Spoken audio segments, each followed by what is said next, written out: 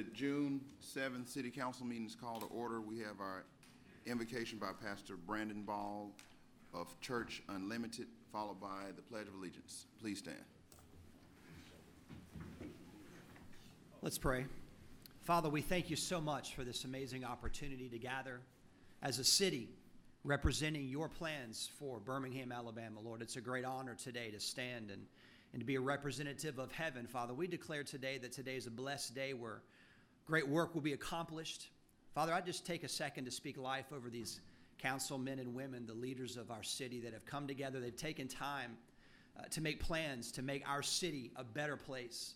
Lord, we believe that Birmingham is a special place on the planet, and it's an incredible opportunity for us to reach out to the world through the initiatives that are begun. Father, I pray they would work with strength, work with great boldness, with great grit, and with great determination. Father, I speak life over their families, protection, increase, health, that as they lay their life down for this city, Lord, that you would raise them up.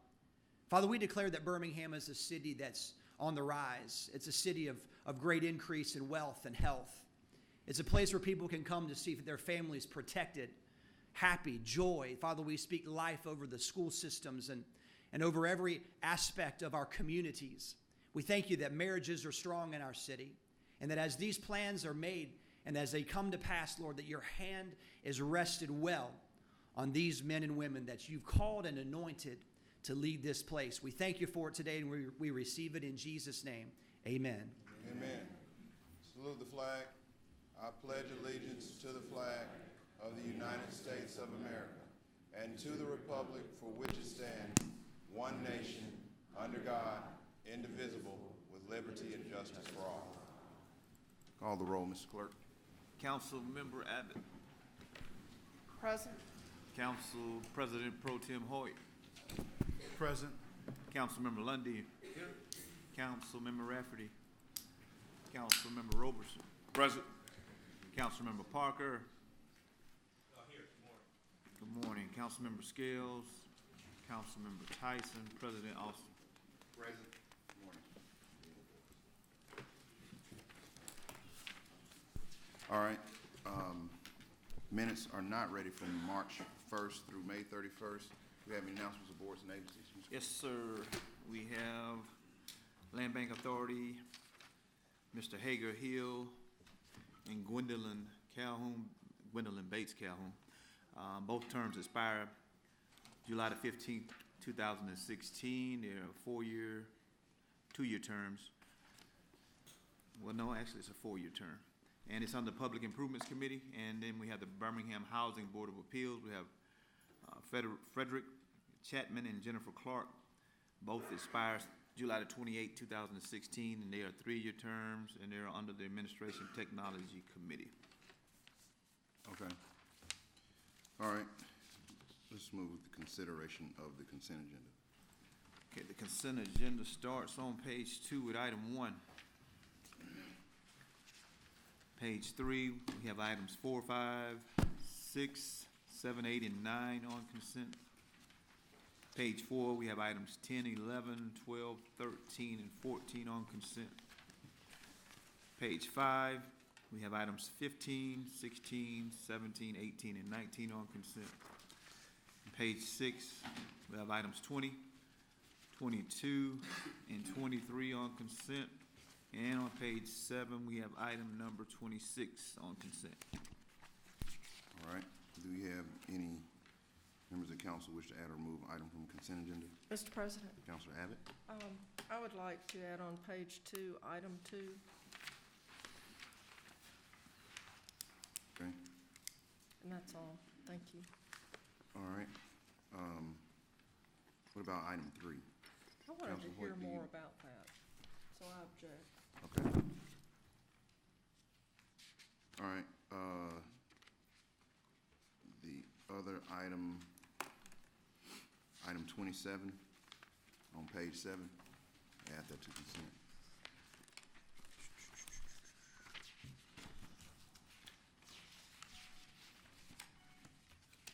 And I heard there were some addendum item requests, but I haven't received those requests yet.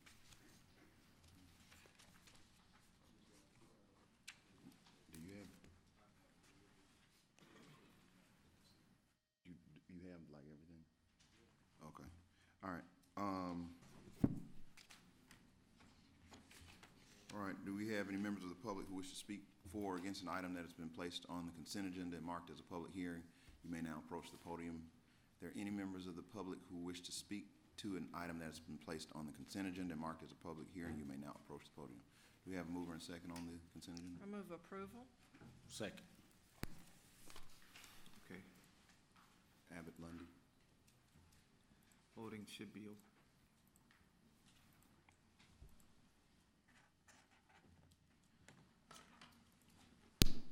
That vote should be up. That item passes. Call up item 3, Mr. Clerk. All right. Item 3, an ordinance authorizing the mayor to execute a project redevelopment agreement with 5 Points West Developers, LLC, under which the city will convey property located at 4626 Avenue V in Birmingham, Alabama, to 5 Points West Developers, LLC, for $25,000, and 5 Points West Developers, LLC, redevelop the property for use as professional office space. Have a mover and second. I move approval. Abbott, Lundy. Have any speakers to this item? Yes, my name Counselor is Abbott. Well, I wanted to ask a few questions about this. I know that this is the old library building and it's in pretty sad shape, but I wanted to hear from the developer what the plan is, how many jobs will be created, what you're gonna do. Good morning. My name is Tim Clay. I am a business advisor and accountant by trade. I consider myself a budding developer. My office right now is in Avondale. We bought the old Firehouse number 10, redeveloped it. And so I guess I caught the bug from that. And when the RFP came up for the library, I saw a lot of potential in it. And we retained an architect. We've kind of started the work, but of course we have to have the redevelopment agreement where we have like actually control of the project to move forward. We plan on going to the business development program to get that loan. That's the first thing we'd like to do. And we'd like for it to be medical, you know, maybe emergency medical, dialysis, maybe rake it up into multiple units for smaller tenants, maybe no more than 4. So that's. Okay, I just wanted to hear what the plan was, because the building has been needing some attention for quite a while. Yeah, it needs a roof immediately, so that would be the first. Some windows would Yeah. help too. Yeah, since well, they're broken in. boarded up, so. Okay, well, thank you. Okay, thank you. That answers my questions. Thank you, Mr. President. Mr. Pro Tem, you have any questions? No, I think I met him somewhere recently. Last week at the contractors barbecue. Okay, the barbecue, that's right, I knew it was something. Be able to remember barbecue. That's because I didn't eat much of it. But yeah, well, and certainly the building has been there and has served as a blight. And if we got somebody that wants to develop it, I think it adds value to the community. And so I'm excited about the potentials of that building and what you're going to be able to do. So I'm for it. And I think it's probably a good project, but glad to know that that we're moving forward with that. Good to see you, Miss Janice Dorothy. Yes. All right, we're ready to vote, Mr. Clerk.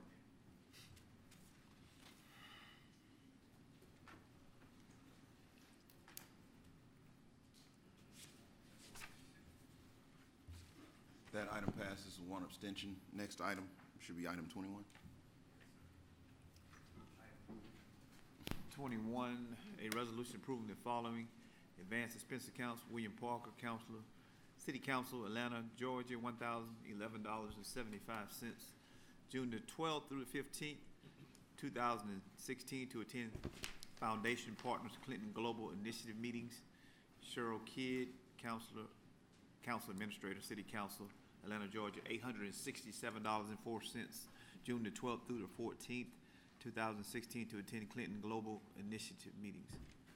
All right, we have a mover and a second. Second.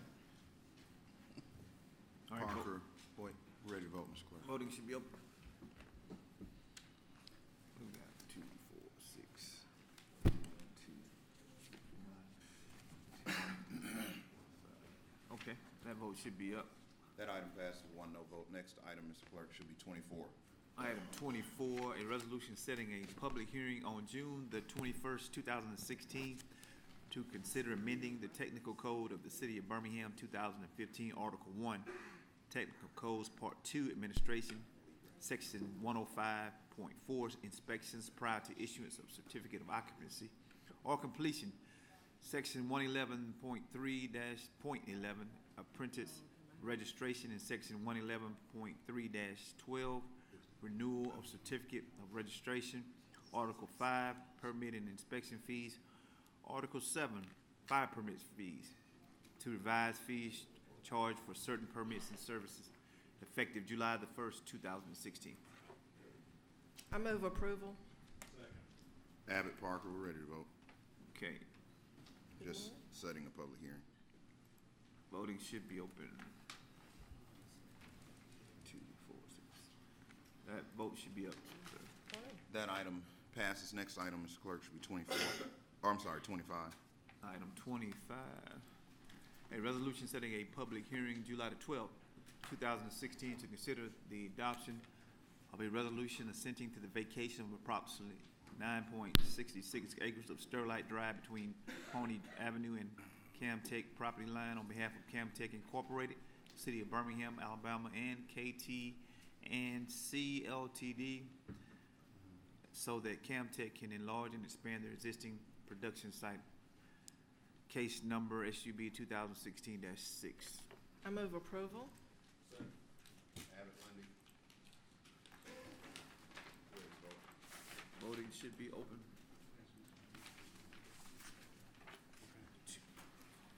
Okay. All right, very good. All right. All right. That item passes. Next item, Mr. Clerk. Okay, we're down for. Council Parker, you have those on travel? Yes, sir. There were, one is for April Odom from the mayor's office to attend Atlanta, Georgia from June 12th through the 15th to attend the Clinton Global meetings. And also April Odom, Washington, D.C., June 22nd through 24th, in the amount of $1,336.18. And for the first one, it was $1,138.92.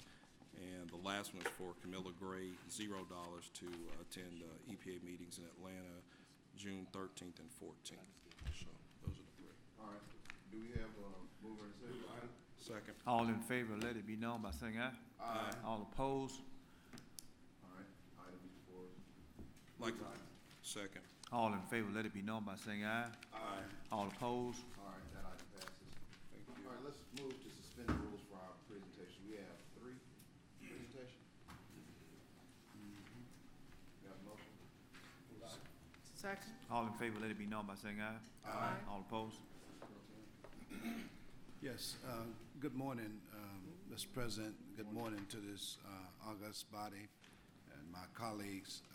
Mr. Anthony Marino, would you come forward, please? We have a presentation here this morning, and Mr. Marino is going to lead us in that effort. Good morning, Mr. Marino. Good morning, Councilor, and good morning to all, especially to Mayor Bell. We wish him well for a speedy recovery and a complete recovery. To Chief Operations Jarvis Patton, President Jonathan Austin, and President Pro Tem Hoyt, ladies and gentlemen of the council, good morning. Morning. We're here this morning to honor students that have excelled and are receiving scholarships with a program called Education with a Purpose.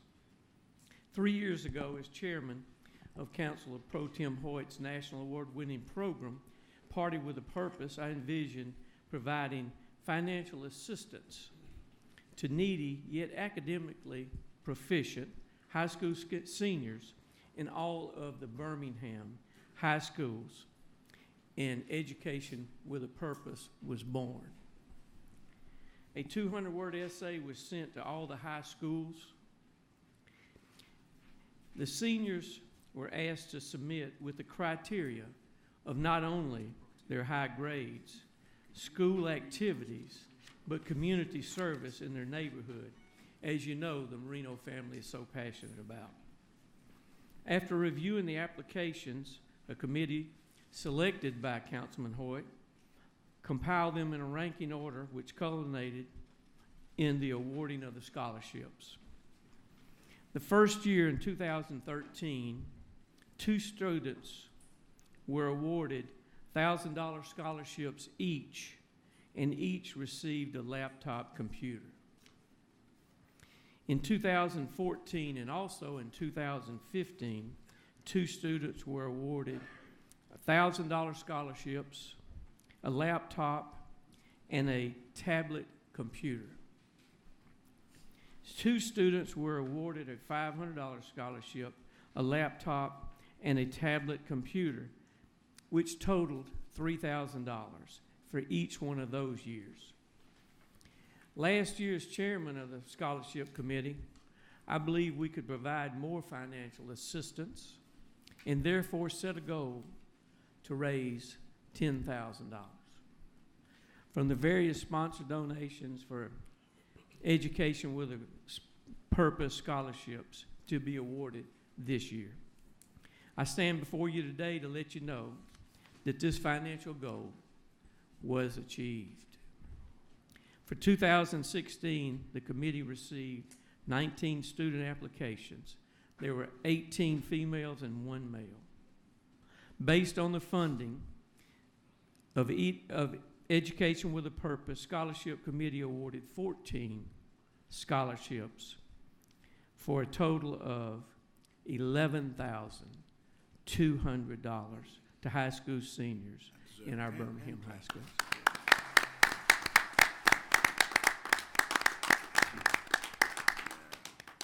This indeed is a significant accomplishment for Councilor Hoyt and for District 8. Councilor Hoyt, the Scholarship Committee, judges, and I attended the Awards Day program for these students at each of their prospective schools where they were presented their scholarships. We have a brief video Brittany's supposed to have to, is Brittany, I think she's listening. There we go. is she here? Okay.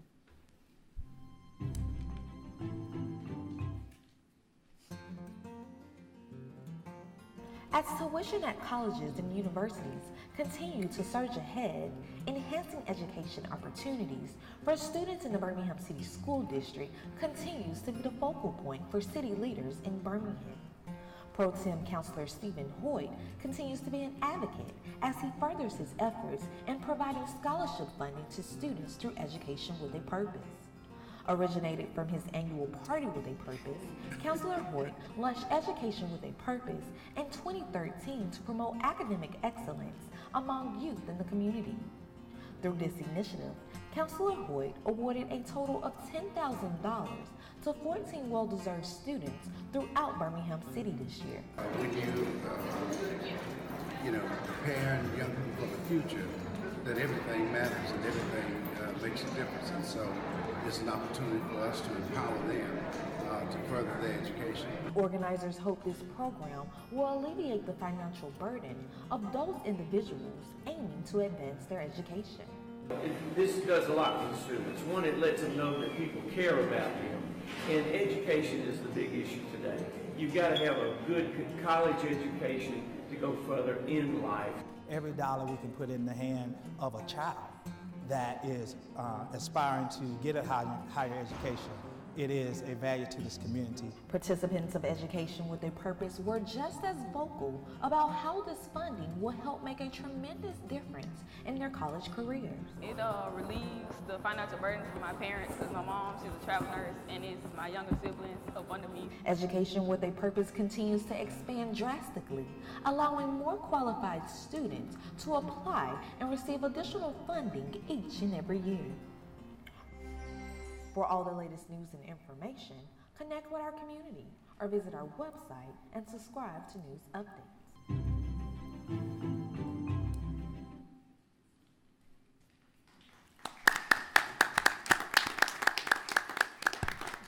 Thank you.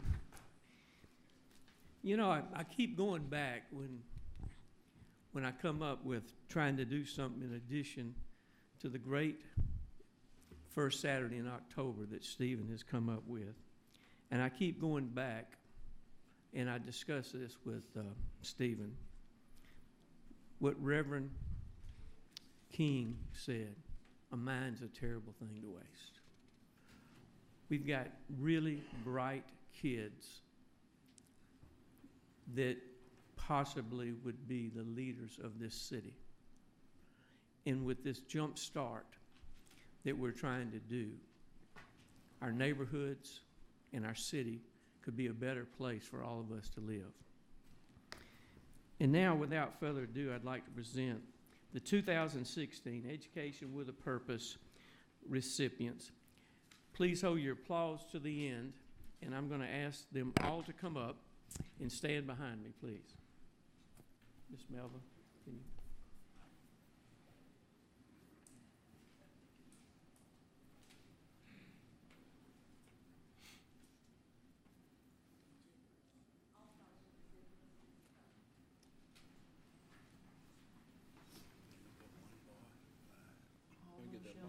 I know it.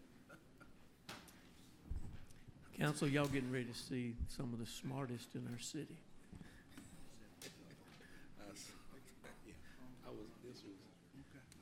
This was in their office in Birmingham.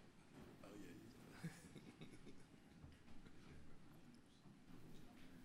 You got some people from, it's Indonesia.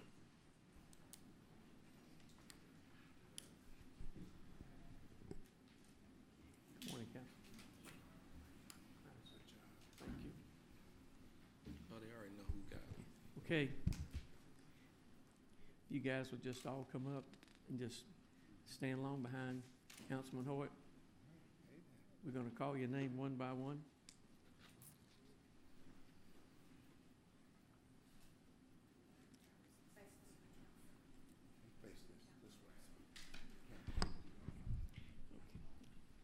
Jalen Russell, Holy Family Cristo Ray, Courtney Steen, Ramsey. Raise your hand. I don't know who you are. There you go. Jemiah Pennington, Ramsey, Bria Prater, yeah, Raven McDonald, Amber Agee, Deja Abercrombie, Tiara, Paradise. I thought she was telling me I was pronouncing her name wrong. She's saying here. Okay, darling. Armony Chambers, Shannon Robinson, Ashlyn Perry, Jordan Neville, Johanna Hen, Natasha Burrell. What a joyous occasion this is, and couldn't make me happier to be a part of this great event, to look into these kids' eyes and wonder what they're thinking from graduating from high school and what the future holds for them. Hopefully, better students in college, better citizens of the world, as my counselor says. I'd like to also thank the donors and the entire City Council for your encouragement to me and to these students in your unflinching support of our Counselor Hoyt and to District 8.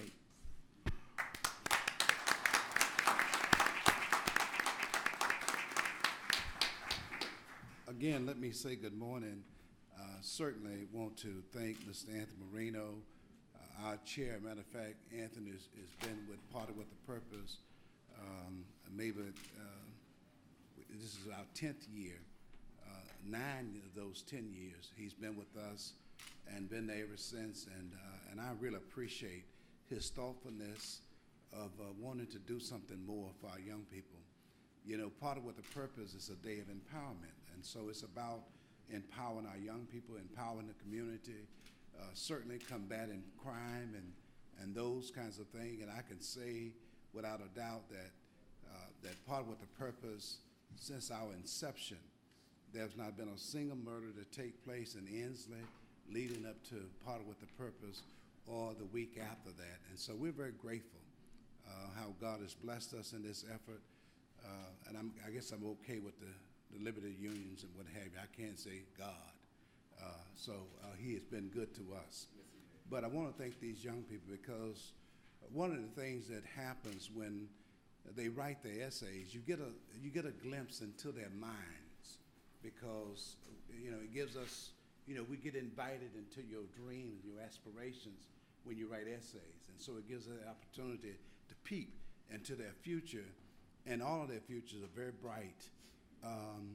We did reach out to all the high schools, and I feel kind of proud. I mean, we got all these women, these young ladies up here, and I'm raising a daughter, an only daughter, and I know how important it was when she got the scholarship. They may be small in denomination, but for some, it's more than just a scholarship. It's an opportunity, and a lot of things, a lot of challenges young people have when they go to college.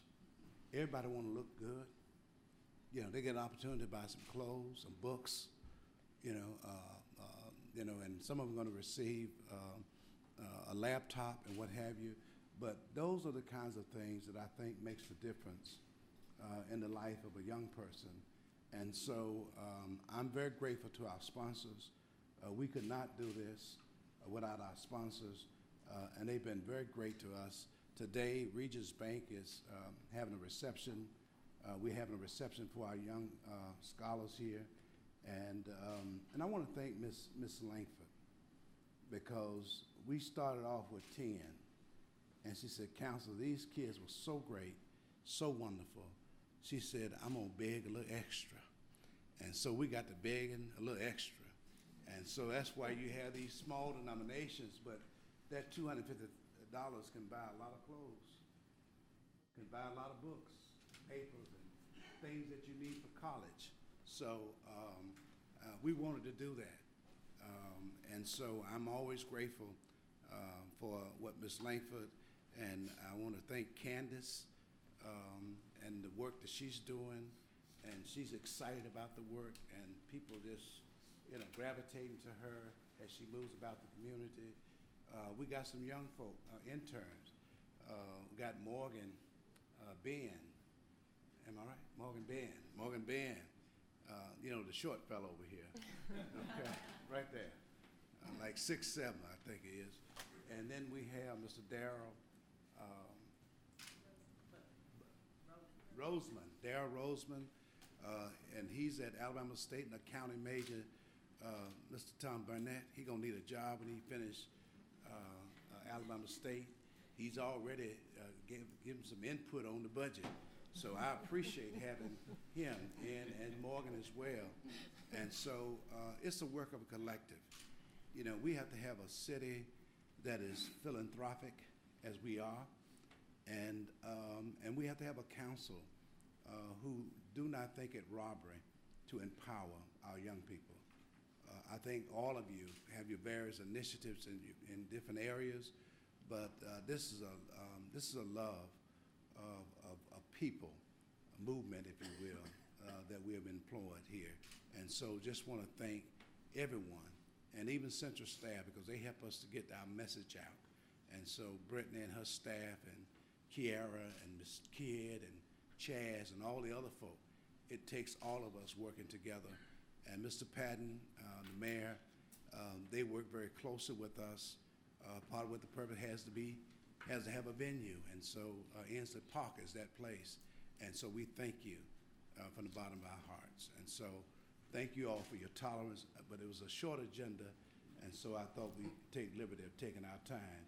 But I want to thank all of you, and certainly our young people. And I want them to share their names and where they're going to school, and so that you all have a sense of what they're going to be doing.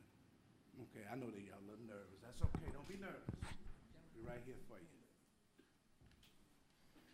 Good morning. Morning. My name is Joanna Hinton. I'll be attending Alabama State University, and my major will be history education. I'm on here on behalf of Bria Prayer, my daughter.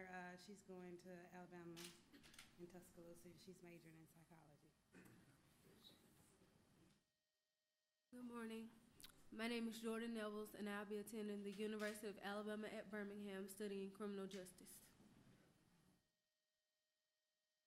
Hi, my name is Ashlyn Perry. I'll be attending Jacksonville State University, majoring in nursing. Good morning. My name is Tierra Paradise, and I will be attending Lawson State, and I'm working on majoring in mathematics. Good morning. I am Deja Abercrombie. I will be attending Alabama A&M University, and I will be achieving a double major in food science and biology. Good morning. My name is Shannon Robinson. I will be attending the University of Alabama in Tuscaloosa, and I am a telecommunications and film major.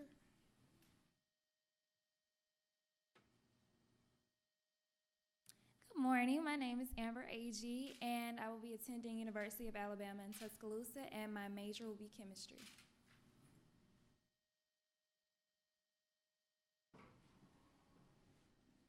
Good morning. My name is Raven McDonald. I will be attending Tuskegee University, and my major is nursing.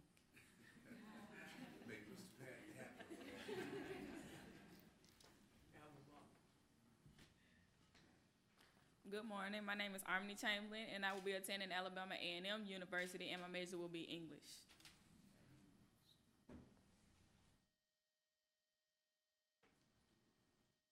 Good morning. My name is Courtney Steen, and I'll be attending Alabama A&M University with a major of chemistry with the concentration of forensics to become a forensic toxicologist.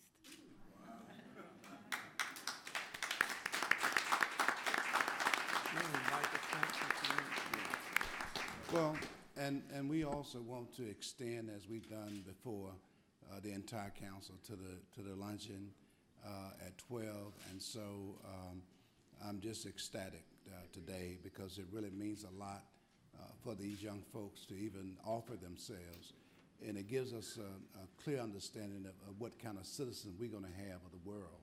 So thank you so much, and thank you all for your tolerance, Mr. President. Thank you very much. And lunch is going to be at Regents. 20th floor, Regents, 12 o'clock. Okay. Like to see all of you attend. All right. All right. Thank you. Ms. Patton, I think you got an invitation. Councilor Abbott? Yes. Yes, I wanted to say, first of all, before all the ladies get away, congratulations. And I want to give you one little bit of advice. Don't be in a rush to get through your college education and your college experience. Learn everything you can and stay there and enjoy yourselves, because when you're in a big hurry to get out and get into the world, and you get out there and you go, what was my rush? College is a great experience. You get to go out and be independent for the first time, and you just need to just cool it and enjoy your time in college. I mean, I don't mean go out and party. You could do a little of that. But just don't be in such a big hurry to get out into the world, because once you get here, you can't go back. So enjoy yourselves. I mean, just learn everything you can and enjoy your time in college, because those will be some of the greatest memories you have. And I want to congratulate Councilor Hoyt and Mr. Marino on your success, and Ms. Langford, the whole team. This is a great thing you're doing, and I admire you for it, and I congratulate you because you've been working on this for a long time. 10 years is a long time. 10 years, $10,000. That was a good goal, and y'all do a great job. I go to the party with a purpose just about every year, and I enjoy myself, and I always learn something. Couldn't dance if I tried. I like that guy doing that thing across the stage, but anyway, I keep on wondering how they do that. But y'all, congratulations to you, and enjoy your college life, because you'll remember it for the rest of your lives. So, congratulations. I think Linda had something. No, it's fine. Good. Thank you all for your time this morning. Thank you.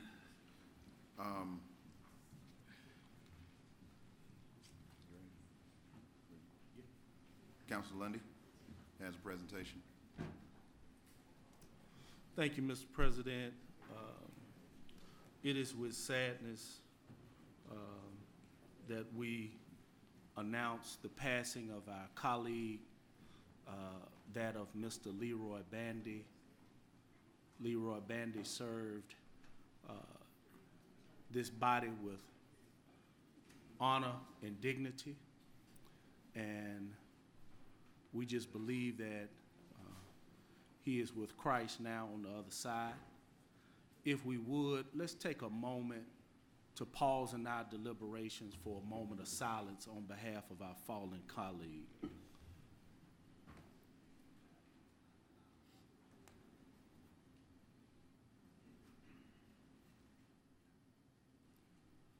Amen.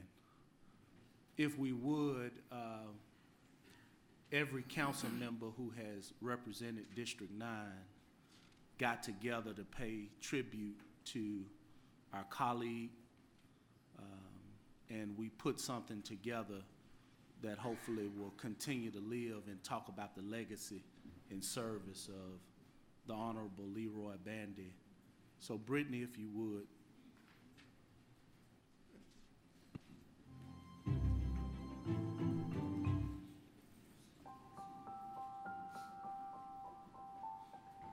When you really talk about neighbors who are dedicated, you have to call Leroy Bandy's name. You know, he was really concerned about Central Pratt, his neighborhood in particular, but the community of Pratt and all its residents. His work certainly will speak for him and the legacy that he's left behind in the Pratt community and in the city of Birmingham.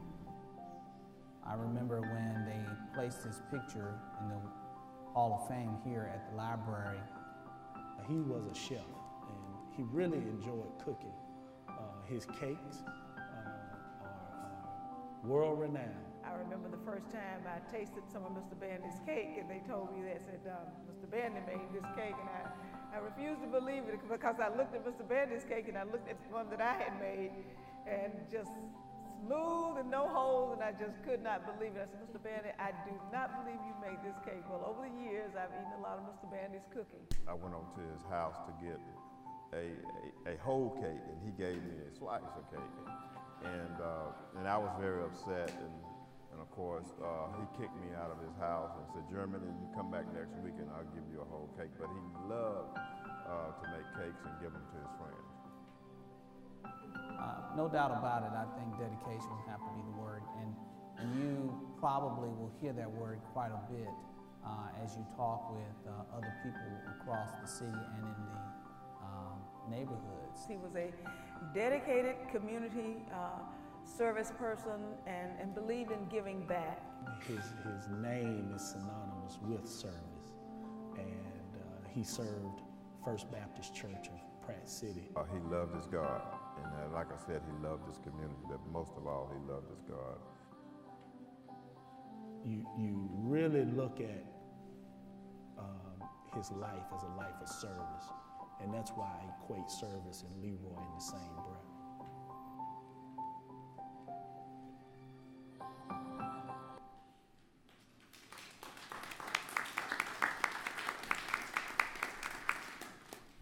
There will be a candlelight vigil tonight at 8 p.m. Honoring the life and legacy of Leroy Bandy at Howell Sanford Recreation Center, 320 Avenue D, Pratt City, zip code 35214. Again, that is a candlelight vigil tonight at 8 p.m. at Howell Sanford Recreation Center. And on Thursday, the homegoing celebration of our fallen hero will be Thursday at noon at First Missionary Baptist Church, Pratt City. That's at 415 Avenue G at 12 noon. 415 Avenue G, First Missionary Baptist Church, Pratt City. We will have the homegoing celebration for our colleague and our friend. Thank you, Mr. President. All right, Councilor Parker. Thank you, Mr. President. Just one brief presentation. I just wanted to, there are two checks that are facing the audience, but just wanted to, last week we had the EPA Administrator, Congresswoman Sewell, and other members of the City of Birmingham and surrounding areas to come and make presentations, and also at Lawson State, Dr. Ward, about some funding that has been received not only by the City of Birmingham but also Lawson State Community College, which will focus on, our focus is on the neighborhoods, and this will be, the $200,000 grant will focus on job retraining, and so Lawson State will be working with the communities, and also the $400,000 grant will be on cleanup and assessing of different properties in the North Birmingham community. So anyway, I just wanted to bring that before everyone, just to show that we're making progress, and I just want to thank not only I want to thank the mayor, but also thank the council and also the community as we on this endeavor of revitalizing our communities. And Ms. Abbott, just wanted to let you know we're bringing in some loose change, and I want to just let everybody know. I want to thank Councilor Robertson and Ms. Tyson for participating last week, and also a quick shout out to Mr. Hoyt and Mr. Lundy during the whole conversation about reaching out to some of the universities, and so we've made that pivot with Lawson State being a great partner, and I think they'll be able to do a lot of great things for our neighborhoods, and we can address, attacking the issue with the neighborhoods on cleanup and infrastructure improvements, but we also by creating jobs, and so I think this will help address that issue. So anyway, just wanted to make that quick presentation, and that's all, Mr. President. That was too quick of a presentation, Councilor Parker. I want to thank you for your leadership. We have a council that's very in tune with the Environmental Protection Agency, very involved with Administrator Tony, and is doing some excellent work. And I believe Dr. Perry Ward, the president of Lawson State Community College, actually acknowledged this on last Thursday. How often do you have two entities in the same city to receive a federal grant from the EPA? And that's commendable of the work that Councilor Parker has been doing. To see Lawson State Community College now have funding to help support educating young people in the environmental profession, to see the City of Birmingham due diligence of the Mayor's office, the council, with Councilor Parker's leadership to receive funding to help support endeavors for environmental justice across the City of Birmingham, I think is commendable. And that's outstanding work on your behalf, Counselor. And I just want to make sure that we give you the proper acknowledgement and applause that you need for the service that you're doing to the City of Birmingham with the EPA. Thank you.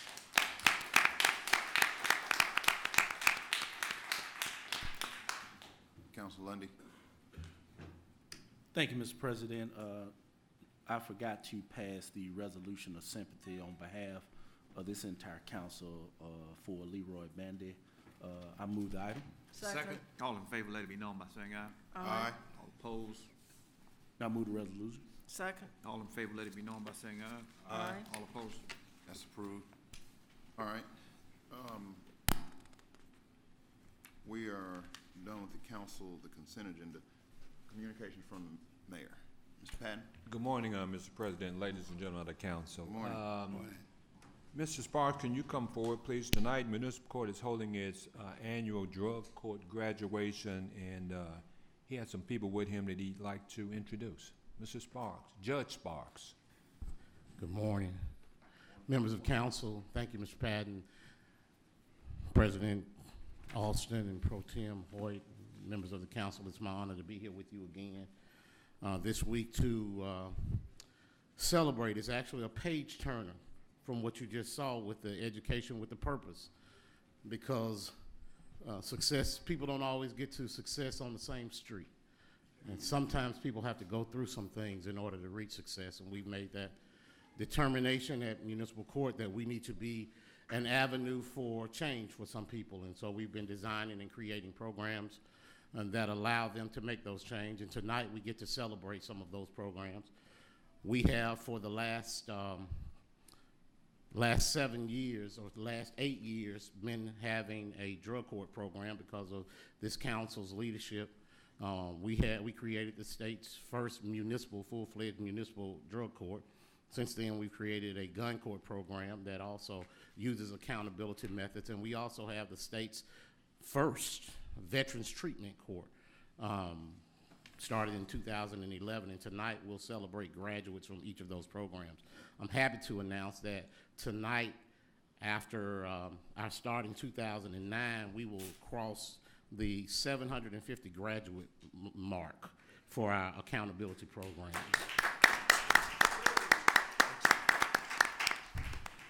And so it's always our honor to come and to celebrate with you. I want to invite each of you to Boutwell Auditorium tonight at 6 o'clock. It just so happens that this will be our 15th accountability court graduation. We have 2 a year. Our guest speaker this evening is going to be Cedric Sparks. I know him well. Excellent choice. Yes. Cedric Sparks. And we're going to have about 45 graduates across our programs tonight. But today we have the honor of having one of the young men who has participated in one of our gun court program, and we want to give him the chance to say something to you. But I'd also like for you to meet some of the members of our staff who make this happen every day. And so if we can start out with introducing our staff members, and then the young man can say something. Good morning. My name is Minkenta Holloway. I'm one of the court administrators at Municipal Court. Good morning. My name is Walter Garfield, Specialty Court Coordinator. Good morning. I'm Patricia Roseman Henderson, and I'm the Gun Court Coordinator. Good morning. My name is Tamara Burr, and I'm the Director of Social Services at Municipal Court. Good morning. I'm Wendy Taylor, Community Service Liaison for Birmingham Municipal Court. Good morning. I'm Jamal Sanders. I'm in gun court, getting ready to come out. Excellent. Through this program, it started off a little tough, a little rough. I quite didn't understand it, didn't see why I had to do it. But through this program, and I thank Judge Sparks and I thank Ms. Henderson and the staff standing behind me, that I had the opportunity to do the program, and Mr. Warner at Crossroad Interventions, that I had a chance to do the program because they taught me that you don't need a gun. If you're gonna get a gun, do it the right way, get a permit, buy it at the store. Fathers in, the program is a very, very good program. Young people should get into it. Fathers in, me personally, it changed my life. I work now, I got a good job, and it's a great program. Awesome.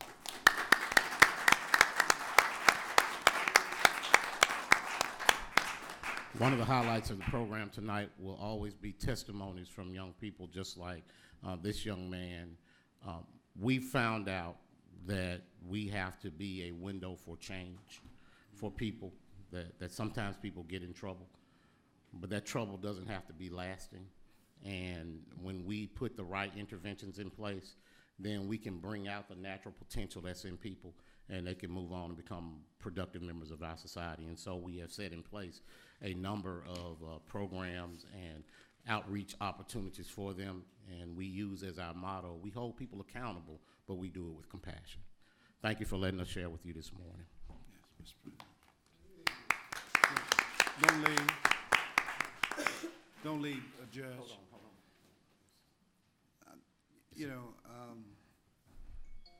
You've been a great leader of municipal court, and I always think, and we had this conversation a couple of weeks ago, it's one thing to rule, but it's another thing to rule with compassion. Because even the Bible teaches us that we ought to be visiting the prisoners, and we ought to be, serving those who are underserved. And so to have a judge who has that mindset and have a staff who has that mindset makes all the difference in the world. I know Ms. Henderson's helped us out with part with the purpose. So I know the benefits of having this program and the outreach that you all do. And I recall a couple of years ago, one of my friends' son who had a traffic ticket. And when you go into the military, you can't have any of that. That's a means of cutting you off from a career that could be a great benefit. Well, I want you to know that young man graduated this past May, graduated magna cum laude, and he's headed to the Navy. And I want you to know, Judge, you helped him. And that's the kind of difference that we're making in the lives of young people. And municipal court is certainly a part of that. And so you should be very proud that Daniel graduated magna cum laude. That's awesome. And it's just amazing. And matter of fact, his father works for the city of Birmingham. How about that? All right. And so we're very happy to where he's going. And young man, I want to thank you too, because it takes bravery. When you come down here, but you see the benefits of conforming to the norms of society, because the normacy is that we don't have to have guns. We don't have to have them to make us who we are. You're very stately, tall, handsome, and so all that works for you, and so you don't have to have that. And then there are other ways to really abate conflict, and you can do it by thinking through some things. I used to be a stutterer, and my mother used to tell me, slow down, think before you speak. And I'm telling you, that was my therapy, and she did that, and today I'm a public speaker. So I know what can happen if you just slow down and think about the choices that we make, because they have long-term implications. And so I'm very grateful for that, for you being humble enough to come here and to share your story. And I just want to thank Municipal Court for the work you all doing. Fine job. Thank you. I think it's instructive that he'll tell you that he was resistant when he came in. We had to kind of come to a meeting of the mind on how the process was going to work. But you don't play. Well, we mean what we say. We mean what we say, and we want him to be the best he can be. And what's interesting, when I look at the group of people you just had up, all going through traditional methods of success, but most of our population at municipal court are young men, and those are mostly young women. We got to catch those young men too. We can't just write them off. So we have an opportunity to make sure they do well also. And so the administration and the council have been very supportive in making sure we have the resources to help them where we find them. And I think we've been doing a great job doing that, and I appreciate your support. Absolutely. Thank you. Thank you. Councilor Scales. Well, Judge, I'm always seize the opportunity whenever you come before us. And so I still got this little bug, and I'm trying not to be infectious, but I am being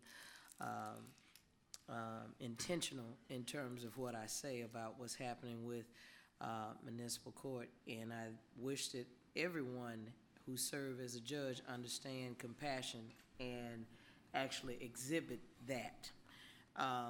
I want to say this because as of right now, I don't think that changed, Mr. President, about who appoints judges. Is that right? Okay, so I think that you're irreplaceable, and I think that it would behoove the city not to replace you. And that's just my little cent, and I'm sticking to it. You don't have to agree with everything a person does, but if it's shown to be effective, that's the end result. And for some reason in Birmingham, I think we get away from results because we all off into whether or not I like you, dislike you, and all that little dumb stuff. But if it proves to be effective, and you got a testimony, you'll have 750. Is that what you said? How many folk gonna be there tonight? We'll have about 50 graduates. 50, excuse me. Okay, so excuse me, 50 graduates. But you got one of the 50, is that right? This young man right Yes, here. sir. Yes, ma'am. Okay, I thought I heard that correctly. I mean, I'm not void of hearing. I might be sick, but I'm not void of hearing.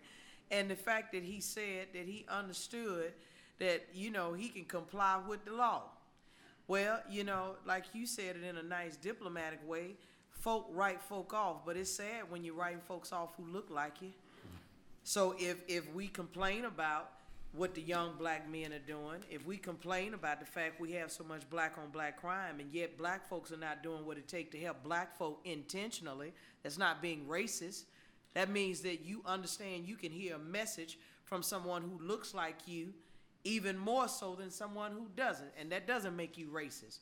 And so I don't even want to say applaud, because a lot of times that just sounds so formal, that go right over your head. You ain't thinking about that. But what you are thinking about is the fact that you've been given an opportunity how to manage and navigate yourself through life and not be penalized for being a black male. And I will just say in closing that, Judge, I hope you just continue to do what you do. And again, I just think that the acid test is whether or not you're being effective.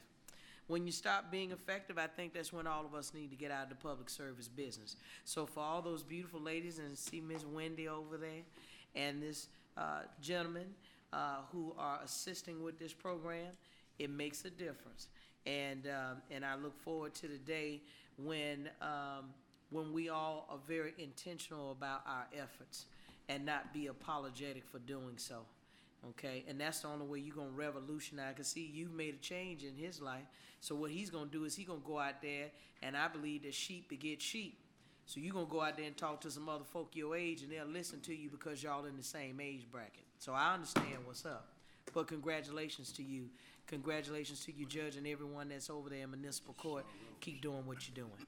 Thank you. Thank you, sir. I appreciate your time this morning. Thank you. President, real quick, to Judge Sparks and to his team that he's assembled here today, and the young man that is graduating, congratulations to you. As I attended a meeting at the White House on behalf of Mayor Bell as it relates to gun violence reduction, the comments of Vice President Biden actually acknowledged programs like this in municipalities. And I know, Judge Sparks, that you are very in tune to the Department of Justice and the things they're doing to help with circumstances like this. And it's innovative programs that they're looking for cities across the country to help implement. We're already on the cutting edge. Yes. With your efforts and your leadership here in the city of Birmingham. So I just want to commend you again. Hopefully we continue those efforts, and congratulations to the graduate. Thank you so much. Thank you. Thank you.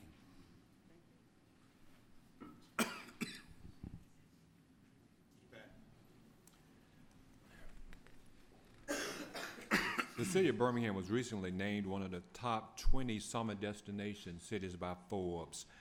And if you are aware that this past weekend, Steel City Jazz was saying there were thousands of people out in the park. There was not one major incident to occur. It was just a big party for everybody.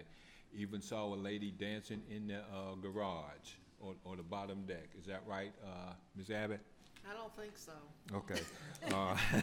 Forbes looks for destinations that are perfectly balanced, fun, affordability, and for young travelers. So congratulations to the city for what it's doing.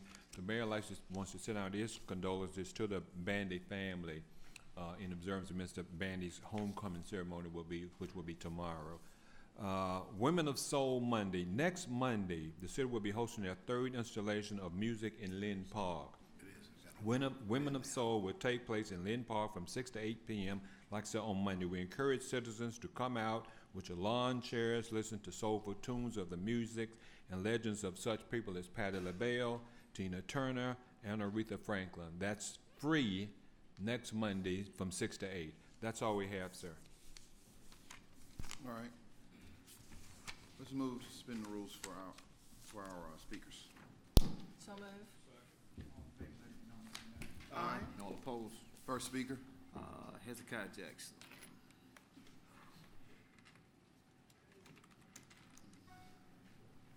Please state your name and address for the record. You have 3 minutes.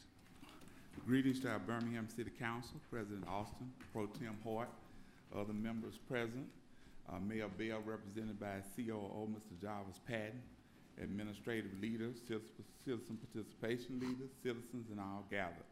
For the record, I'm Hezekiah Jackson IV, President of the Metro Birmingham branch of the NAACP, 1520B, 4th Avenue North, Birmingham, Alabama, 35203.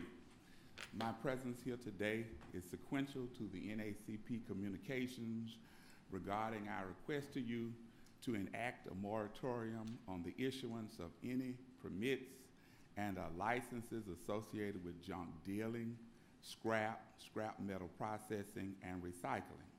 It is the position of the Metro Birmingham branch NAACP. These types of establishments more often than not choose areas of certain demographics, particularly race and socioeconomic standing, to locate and saturate. We are optimistic a moratorium in this regard can allow a review of the saturation of junk, scrap, and recycling in certain parts of the city, and legislation to ensure equity, safeguards, and environmental justice for all citizens. Your leadership on this request is appreciated. All lives matter. Thank you for your attention. Mr. President. Go ahead. Mr. Jackson, let me thank you for coming. There is a proliferation of them, and they generally make it to our community. And I'm inclined to look at that as a chair of public safety, because I believe it falls under my committee to employ that. But it's more than not. And I know we fought the battle, you know, with the hassle and all these other folk. But I think it's good when the NAACP come down and other organization, this is what you need to be coming down for. I agree. You know, not going behind a political figure, but this is how you make a difference. Because if the NAACP gets involved, and these are human conditions, then that's how we win. And so I appreciate your leadership on this, because this is something that's taking place every day. That's why this comprehensive plan for the city is so important, so that you can change the zoning that reflects wholesome living for all of its citizens, not some. You know, we got a thing with HUD and housing is the deconcentration of poverty.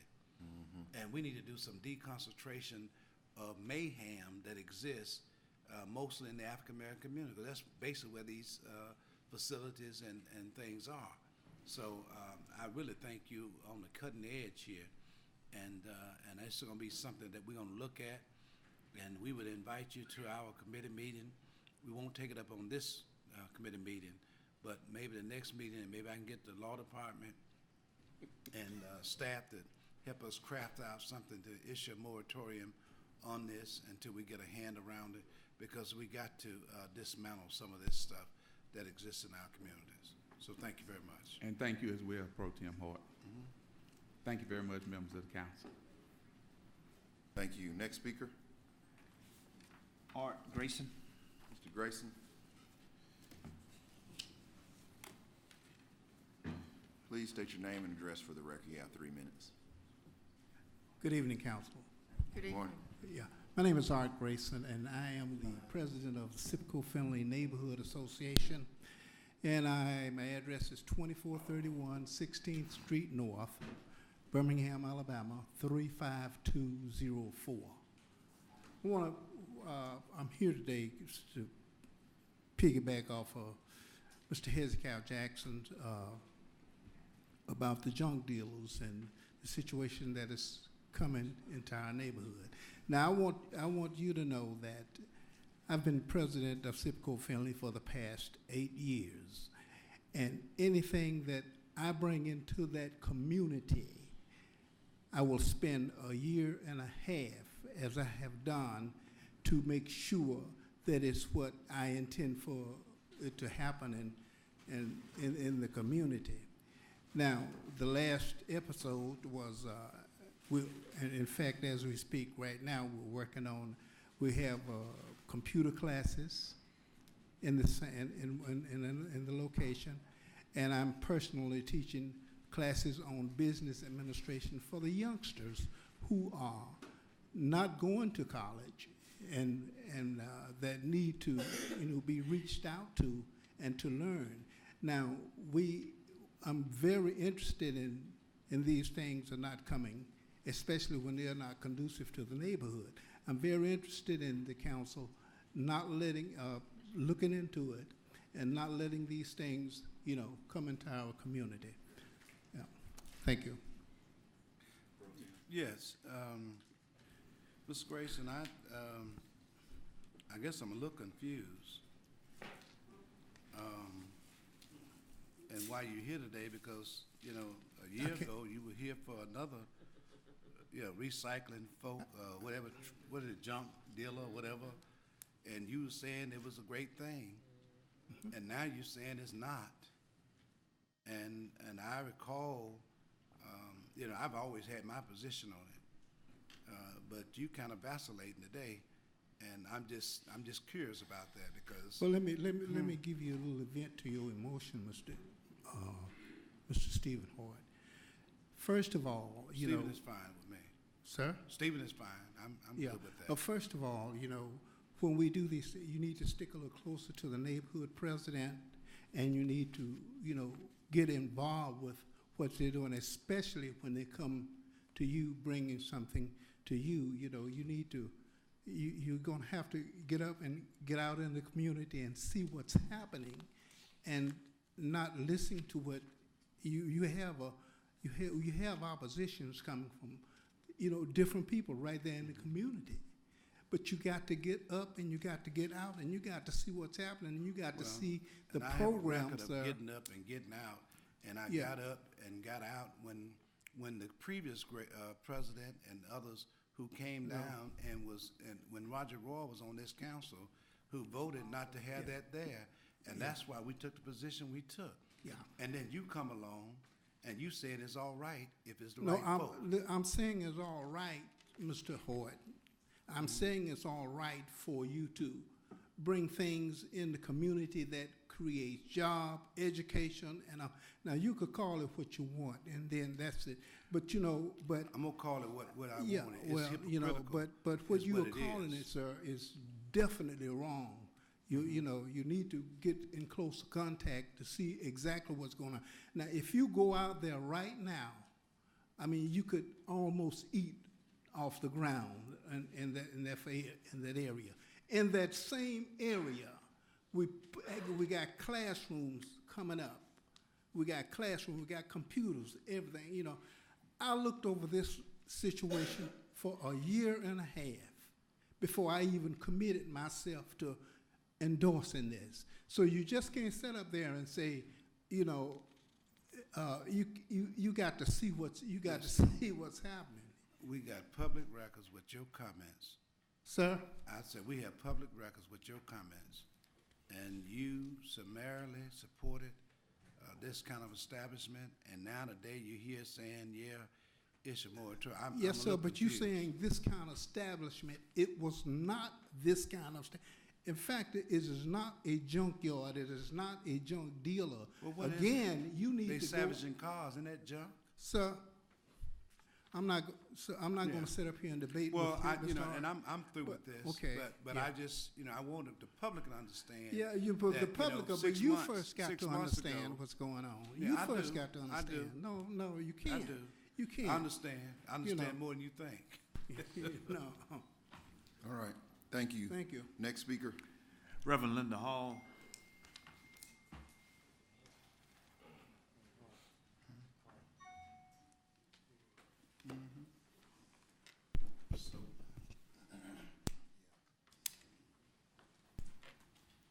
Reverend Hall, please state your name and address for the record. You have 3 minutes. My name is Reverend Linda Hall, and my address is 400 Burgundy Road, Birmingham. Alabama, 35215.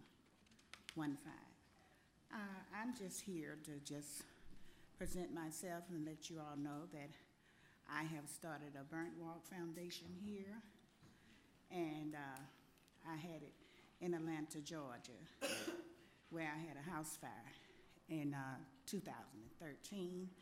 My husband and daughter died in the house fire, and I started this foundation, which was in 2011, because got burnt when I was 8 years old. I'm originally from Gaston, Alabama, and I do know you, Hardin. I grew up with you, but so much for that. But anyway, I'm just grateful to be here this morning to let you all know about my foundation, because you know, every time you turn on the television, there are house fires. And it is such a sad situation. You never know when it's gonna come to your house, you know? But what I thank God for, that I did have a lung, reasons why I'm still here to stand and talk about the fire. But I do what I'm here also for. I would like to know, do you all have any funds for foundations?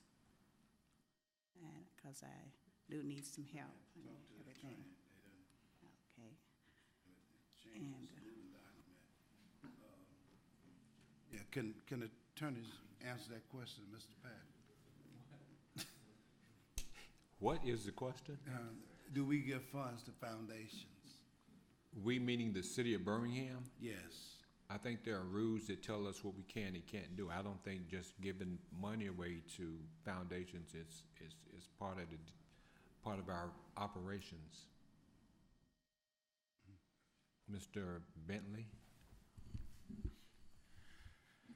The city does not donate, cannot donate. I don't know how to make that clear, but we can contract with people to perform services and pay for them, if the city's authorized to do those things. So as far as donation,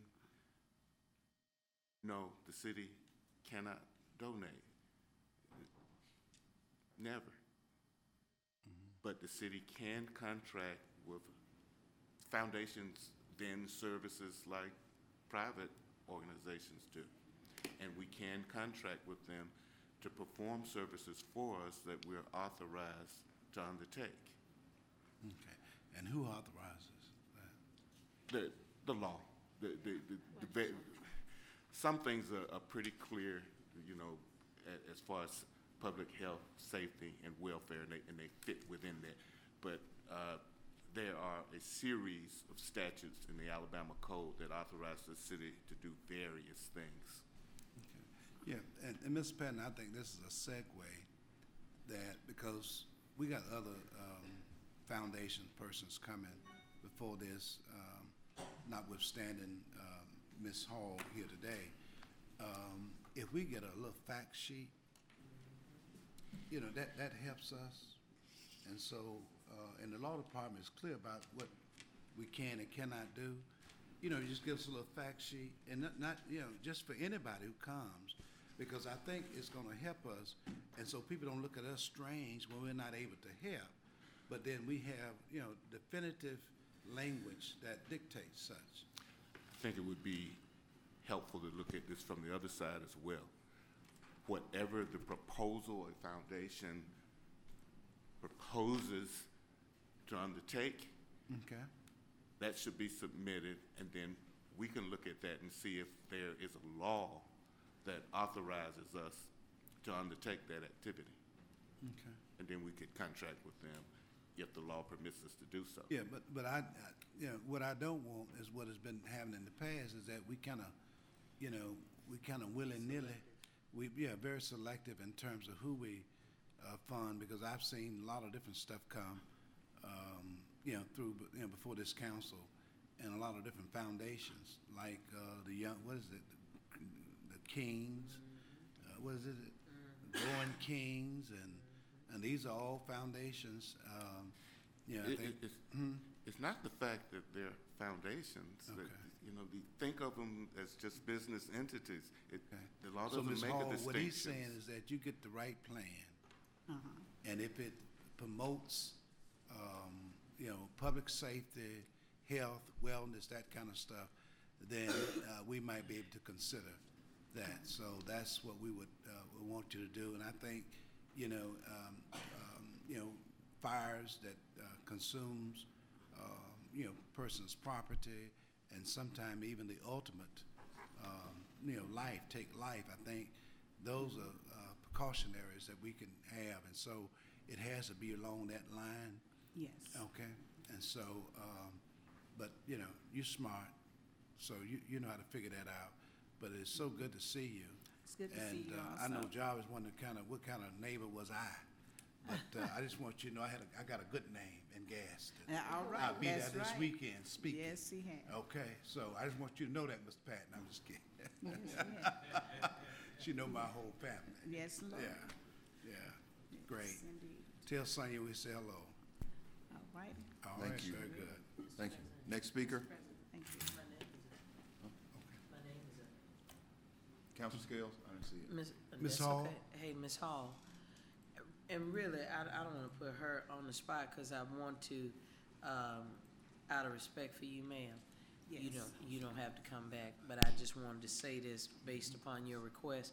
That's exactly what I was thinking about, was Growing Kings, that got $50,000, and they were providing a service to the city, and I'm assuming because maybe that's, you know, but I don't want to ask me, you know, since folk wanted to have a clarity concerning the Mayor Council Act, maybe they'll get a clarity on this one too, because there are a lot of things that needs in the community, and you know, the council wants to try to support it, you know, but you know, this is, even with the law these days, seems to be a ever moving little project. So I'm in agreement that if the mayor's office can do that, that would be wonderful. That if we can have something that comes from you all in writing, so that when individuals such as Ms. Hall and anyone else, like I saw Kid One Transport this morning, and I know that we've been told we can't do anything to support, you know, nonprofits and all that kind of stuff. I would hope that we can be able to give them something.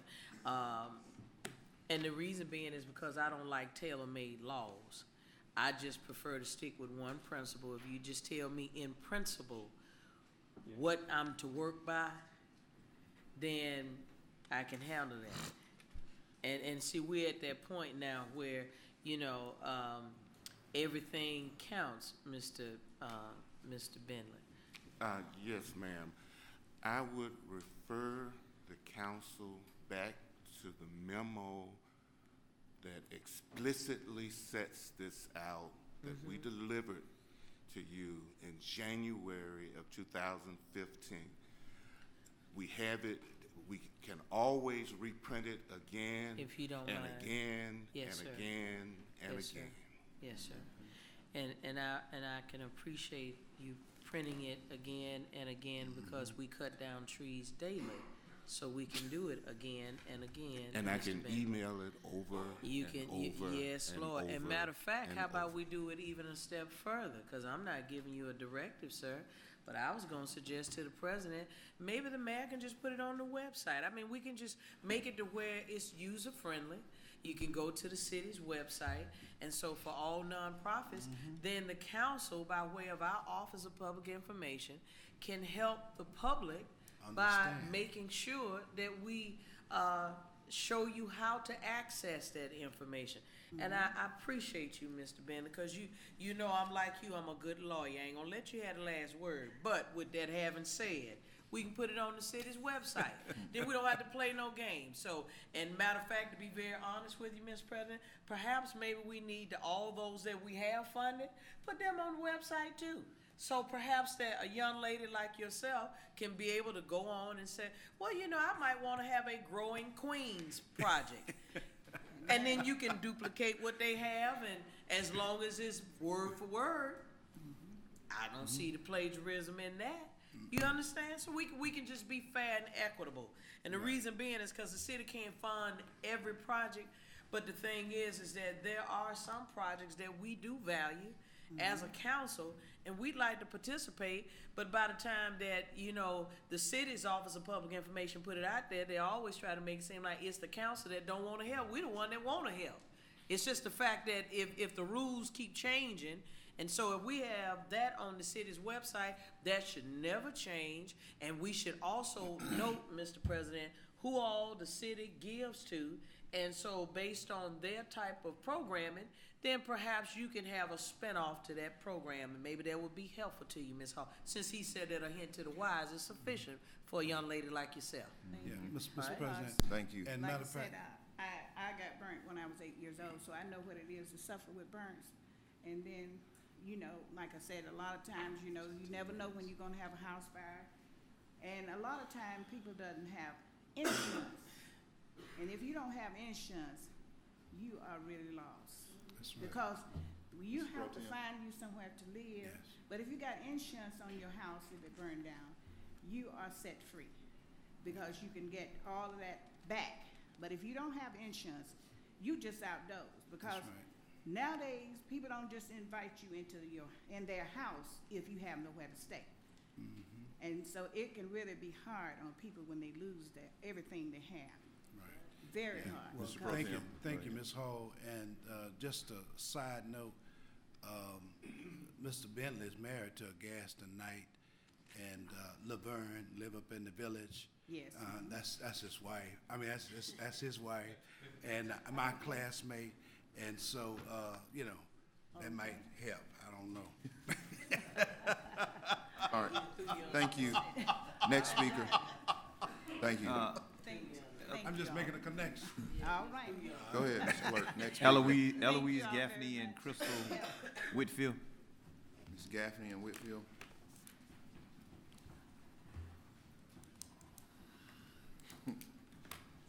State your name and address for the record. You have 3 minutes. Good morning. Eloise Ford Gaffney. Crystal Whitfield, 2636 Bush Boulevard, Birmingham. I'm sorry, and I'm 921 Arkadelphia Road, Birmingham 35204. This is Miss Linda Swanson, that's also on the board of directors for the Birmingham Community Mass Choir. And we're coming before you, Mr. Patton, and the council, just to enlighten you on the Gospel Music Workshop of America. For the ones that might not know, this was an organization that was formed by Reverend James Cleveland. It is a gospel music convention.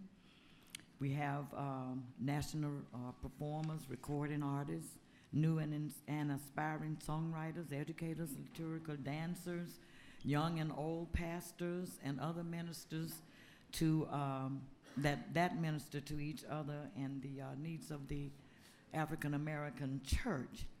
And our convention, the Gospel Music Workshop of America, will be in Birmingham, July the 23rd through the 29th. We will be at the Sheraton Hotel and the Westin Hotel, and we're excited that both of those hotels are booked completely.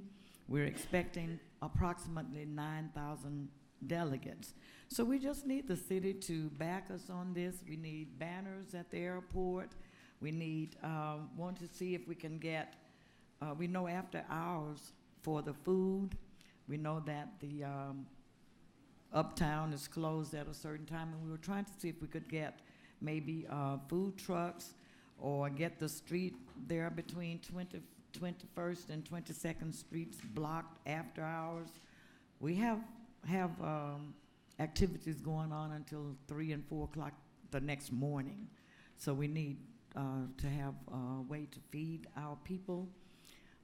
We have church vans that's going to help us to shuttle, but anything that the city can offer to help us, we've tried to meet with, we've sent emails to the council members, and we haven't received any responses. So we are trying to really see if we can get assistance in these areas. So, Ms. Whitfield, you have something? let me say this before she comes. GMWA Serves is our outreach. So we have 10 charities. We have places like Love Lady that's going to meet us at the Sheraton. We will have clothing and food to give away to them. And that's also a program where we involve the community. We have members of different churches that's going to be there to come. So we always pour out to the community, and we need the city's help.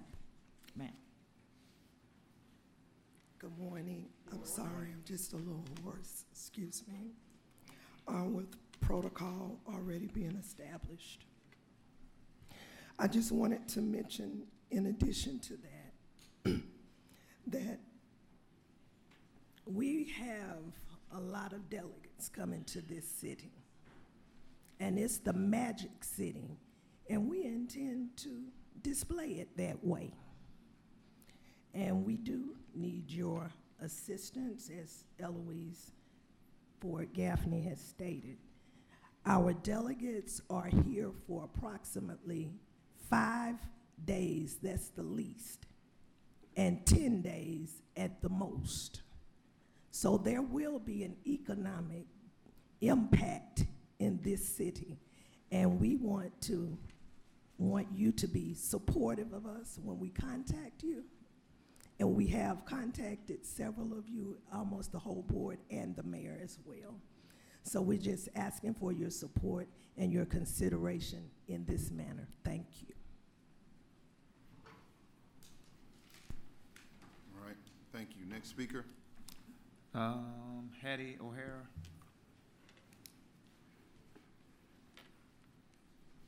State your name and address for the record. You have 3 minutes. I'm Hattie O'Hara, and my address is 101 Leaf Lake Boulevard, Birmingham, Alabama, 35211. Good morning. Good morning.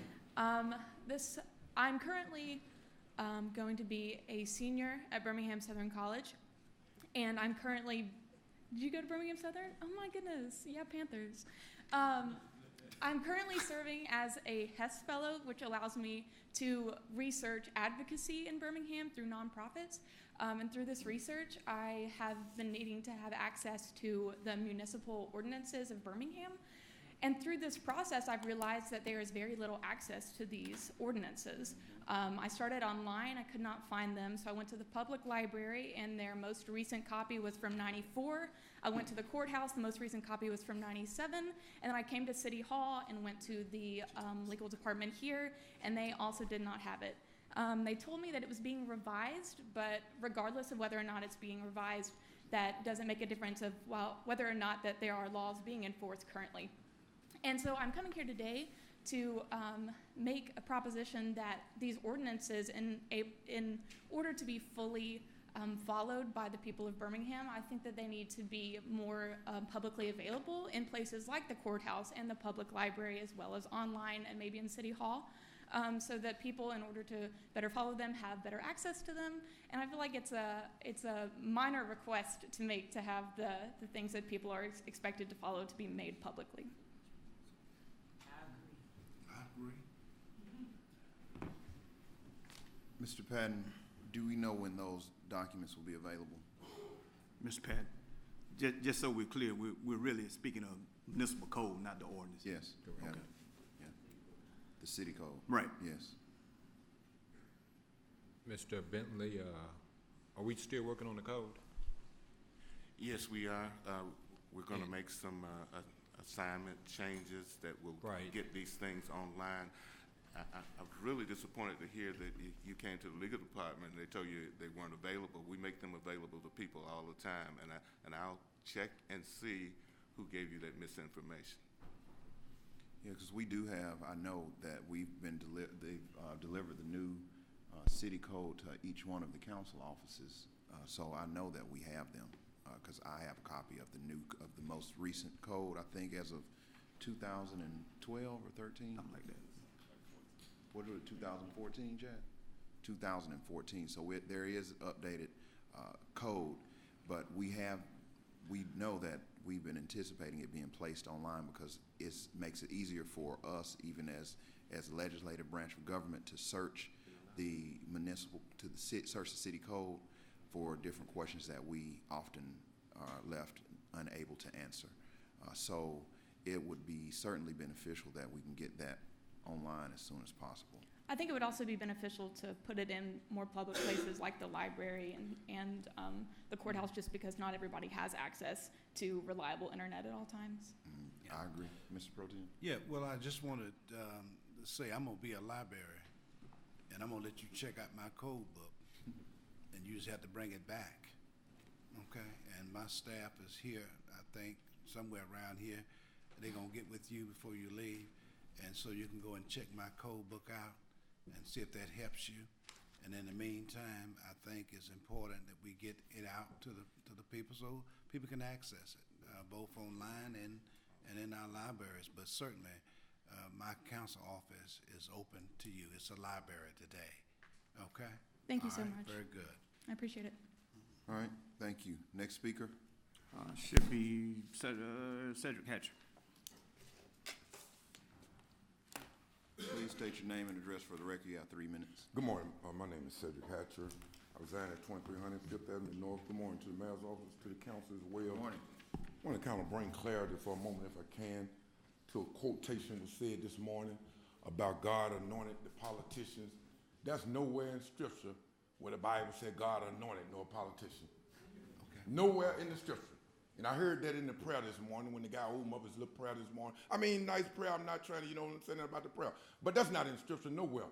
If you want to go back and read Luke 4:18 and Isaiah 61, it'll tell you who God anointed and what he anointed them for. It starts off saying he have anointed them to preach the good news, to set the captives free. You know what I mean? And go on, and you know what I mean? And that's who he anointed, the preacher. We have anointed everybody. We anointed the football player. We anointed the choir members. We anointed everybody. We got to put the context back in Scripture back in the right context. Hey, just for a moment, I ain't going to be long this morning. Got on the title this morning, y'all. Tricks for treats. Tricks for treats. Not trick or treat. Now, tricks for treat, realize what that means, y'all. That come with an illusion. That's what tricks mean. That which appear to be real. Tricks for treats. Who the tricks being played on? For some reason, y'all, I ain't the only one think this. I'm just bold enough to come up here and say this here. I think tricks are being played on the least of them in Birmingham. Tricks are being played because the prosperity going on in one location. Tricks are being played. I think when Cooper Green was shut down, tricks were being played on the least of them. I think when the Birmingham schools were shut down, tricks were being played. I think when they were threatening to shut the DVM places down, tricks being played while somebody getting treats. Who getting the treats up here? Who getting the treats? I think with all this fighting been going on. Matter of fact, as we talking about fighting, y'all, if y'all gonna fight down here, fight for equality, fight for our rights, fight for justice, fight for humanity, fight for us. That's why you was elected, not to fight each other, but to fight for us. Who gonna fight for the citizens? Who gonna fight for the least of them? Why not the least of them, y'all? Y'all know the Bible talk about what you do unto the least. You've done it unto me. That's the danger of being a politician, y'all. Sometimes we'll sell our soul. I notice how everybody come down here dressed all sharp, got on your Sunday best. The women wear their little skirts and show a little cleavage every now and then. I know there's a place to manipulate and play games, but who gonna be real and care about the people, y'all? Who gonna be concerned about the least of them? You know, it seems like the least of them, they get turned down every time they stand in front of the microphone. No, we gotta research you first. But some people can come in here and manipulate, play all kind of games, go over your head for the love of money. Now I'm in 1 Timothy chapter 6, going on down in verse 10. It said, cause many to err from the faith. I'll walk away from God chasing money, y'all. Now money do handle some things. I'm in Proverbs 10 and verse 19. I mean, Ecclesiastes 10 and verse 19. But it don't handle all things, y'all. No. I heard a lady talk about insurance a few minutes ago. Can I tell you breaking news? Y'all better get some insurance. My. You better get your insurance together before you leave here, because if not, in hell, you'll open up your eyes. Y'all got to speak at a funeral tomorrow, and that's going to be my topic. Assurance, not insurance. Assurance, because Hebrews 9 verse 27 said, once is appointed unto man to die, and after death come the judgment. If you ain't got no assurance, you're going to hell, y'all. We just lost another famous person. All that money they had, what money going to do you some good, y'all? If you ain't got your insurance together, y'all, we got to stop playing these games, y'all, and we got to help our people. We got to help the least of them. We got to help those that are really in need. Just seem like the rich. Now, the Bible talks about even the poor, which they have, will be taken away in the last days. We just robbing the poor, y'all. We robbing the poor so the rich can get rich. We can't keep going along with this junk, y'all. Y'all witnessed last night what that man said. They're going to one of my African-American friends. That's what Donald Trump said. Now, who going to vote for somebody that crazy? Talking about some number 2 Timothy. What in the hell number 2 Timothy mean? Time is up, brother. That ain't in the Bible nowhere. Boy, I wish y'all was at my church. I'll take about 40 more minutes. Don't forget now, he'll take a foolish man to confound the wise. I'm going to come to your church. Yeah, well, I was going to say, and I'm not going to get into the debate, but God did anoint some leaders. Yeah, but show me in the Bible where he anointed a football player, a choir member, or a politician. Well, Aaron was one of those leaders. Let me turn to the Moses scripture. was one of those leaders. Where is it? Let me turn. I got it. We straight said, we had that conversation offline. No, let's do it right here in front of the TV camera. No. Show me that scripture. I got a Bible. Hey, TV camera, Aaron, I got my Bible. Yeah, when you look at Exodus 29. Well, hold on, let me get it. And 7. Exodus 29 and 7. All right. Yeah. Aaron was anointed. Aaron was anointed. What he was anointed to do? The lead. The lead? I said he was anointed to preach the gospel, though. The Bible said he anointed. You know what anointed means?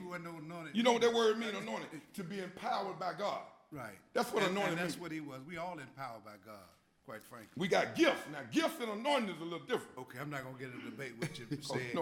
I know you know your I'll stuff. stay up all night for that. Okay. I might not have a lot of money and material stuff, but I study this book right here. Oh, no, because a lot of people think I'm crazy. I'm far from crazy. No.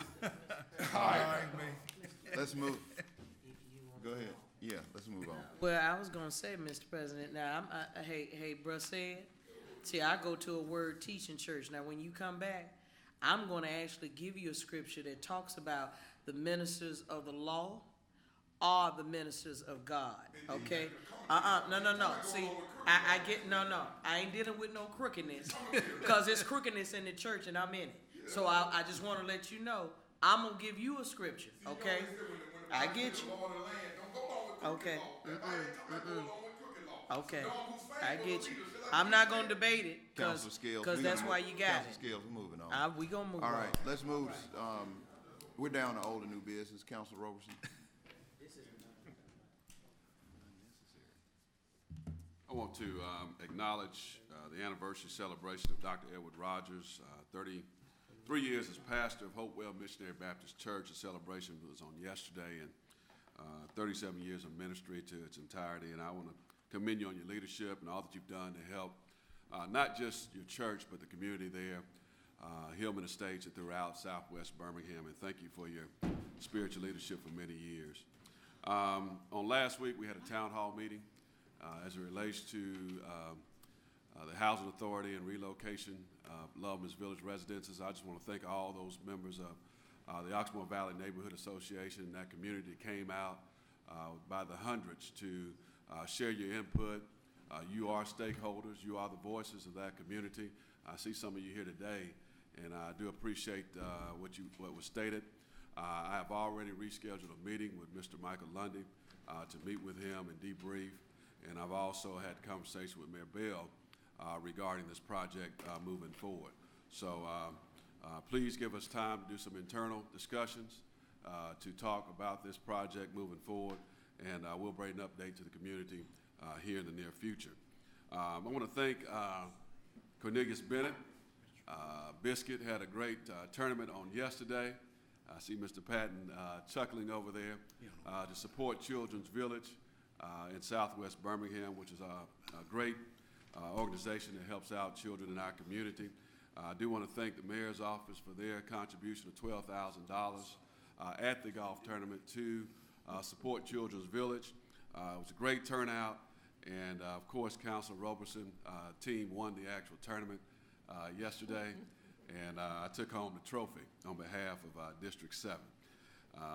In addition to that, I have prayers that want to go out for Mr. Jim Boyd, President of Hillman Neighborhood Association. He had, of course, you all heard a stroke at Noosa, and to my understanding, he's back home now resting. So my prayers are with you, along with the entire district, Mr. Boyd, as you recover during this time. The Southwest Framework Plan rezoning plan reveal will take place this Thursday, June 9th at 6 o'clock at Lawson State Community College. Again, it was a good turnout to discuss the rezoning plan reveal, and we'll have some more discussions on that this Thursday at 6 o'clock. Oakwood Place Neighborhood Association meeting will take place at Harrison Park Rec Center at 4 o'clock today. On Thursday, there will also be 2 neighborhood meetings, West Brownville at 11 a.m. And I love these morning meetings in Roosevelt City at 11 a.m. on Thursday. And on next Monday, we'll have the West End Manor neighborhood meeting at 6 o'clock and Oxmoor Valley Neighborhood Association meeting at 6:30. That concludes my announcements. Councilor London, you have anything else? Thank you, leadership.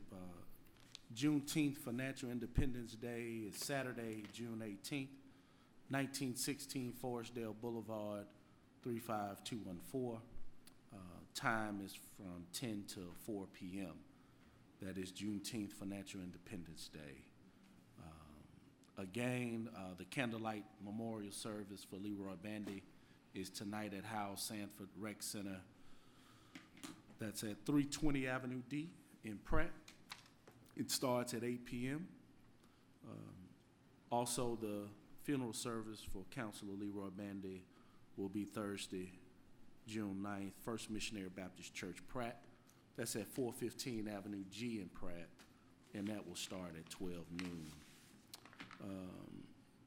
Mr. Patton, we submitted info for the mayor's office from Tuxedo Heights. Mr. Bandy's last communication from Central Pratt, Oak Ridge, Enon Ridge, Dolomite, Smithfield Estates, as well as Osipco Findlay and North Pratt. Economic Development Budget and Finance meeting will be Monday, June 13th. Please submit all items in regards to the agenda to Jose Perry by noon tomorrow. That concludes my announcements, leadership. Oh, by the way, to the friends of John Parks, telecommunications and IT consultant with Access Technology Group, old Deltacom guy, many of us know him through the IT space, suffered a massive stroke on Memorial Day. By the grace of God and the healthy habits that he had, he was found 5 days later and is making a miraculous recovery at UAB. You know, just to tell you that God is able. He laid in his home. He lives alone, and he laid in his home until friends and the police checked on his well-being, and he's got some issues. His whole left side, of course, is paralyzed right now, but his mind is still sharp, although his speech is slurred. So if you are a friend of John Parks, he's originally from Charlotte, and his parents are here with him at the hospital. I've gone over to visit a couple of times and have seen some of our friends from here there. So for those that didn't know, John is on the road to recovery. So your prayers are solicited, and sometimes to see a reminder and a warm smile and a greeting you'll be surprised what it can do to a person when they're going through recovery. So if he was a friend of yours, by all means, check on him. Thank you, leadership.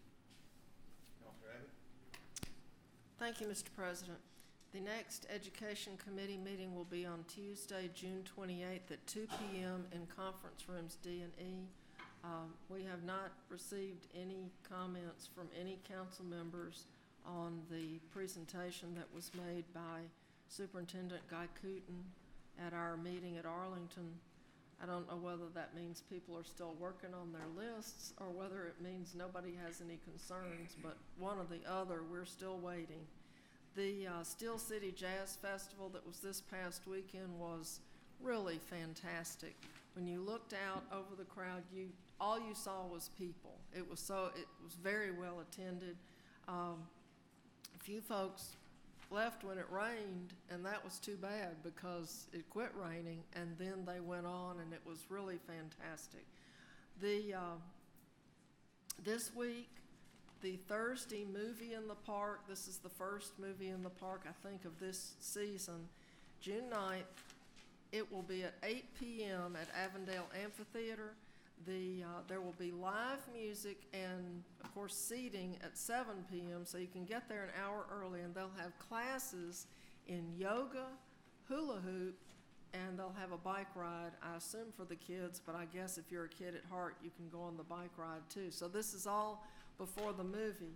Now, I have conflicting information on what the movie is. One place it says it's Inside Out, and the other place says it's Wall-E. So come to the movie and see which one it is, because I don't know. Then this Saturday, the second annual City of Birmingham Family and Employees Fun Day will be held at East Pinson Valley Park.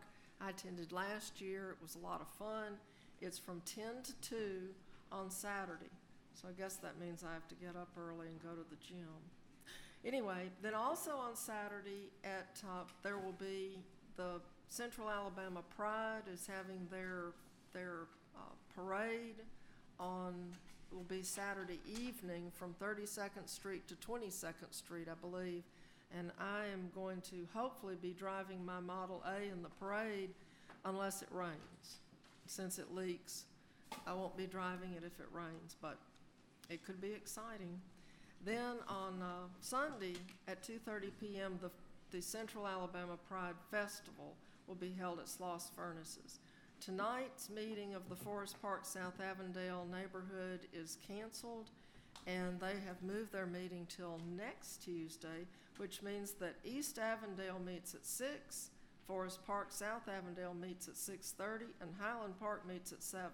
That should be a whirlwind tour of neighborhood association meetings. But that's next Tuesday, which is 6/14, which is my son's birthday. So that's it for me, Mr. President. Thank you. Mr. Pro Tem. Yes. Mr. President, I've been tasked to give Councilor Tyson's announcement. This is Tuesday, June the 7th. Oakwood Place will meet at 4 o'clock at Harrison Park Recreation Center. Mason City will meet at 4:30 at Henry Crumpton Recreation Center. This Sunday, June the 12th, Smithfield will meet at the Ephesus Seventh-day Adventist Church. The next PIC meeting will be Tuesday, June the 4th, 2 p.m. in Conference Room A. The I Am My Sister's Keeper Women Empowerment Series will resume on Thursday. That's June the 17th at Lemon Village, beginning at 5. Tributes to the counselor to District 9. Oh, that's District 9. Leroy Bandy is tonight. I think you already made that announcement. But also, Jazz in the Park is this Sunday, June the 12th at Arlington House from 6 p.m. to 9 p.m. That ends her announcements. Fairview Neighborhood Association meets on Tuesday, June the 7th at 6 o'clock at 5 Points West West Precinct. The Thomas Neighborhood Association meets this Tuesday, June the 7th at Mount Hebron at 6:30. Central Park Neighborhood Association meets on Thursday, June 9th at 5 Points West Library. The next Public Safety Committee and Transportation Communication meeting will be held June the 20th, and that will be at 4:30 in these council chambers on 3rd floor. That's all of my announcement. Did want to ask for you all's prayers for Miss Mamie Hines, who is intensive care at St. Vincent's, a longtime secretary of Bellevue Heights, a retired educator, a great person in this city, needs your prayers. And also, on a personal note, Sister is dealing with some respiratory problems and certainly need the prayers of all. Her name is Kathy Hargrove, and so I always like to call folk by name when they ask me to pray for them. And so if you all can remember her in your prayers, we greatly appreciate it. She's in SICU, so we're in need of that. Just want to say we're going to miss Mr. Bandy. I always remember he's kind of funny too. A great cook, and loved them pound cakes, which I didn't need, but he did bake me one.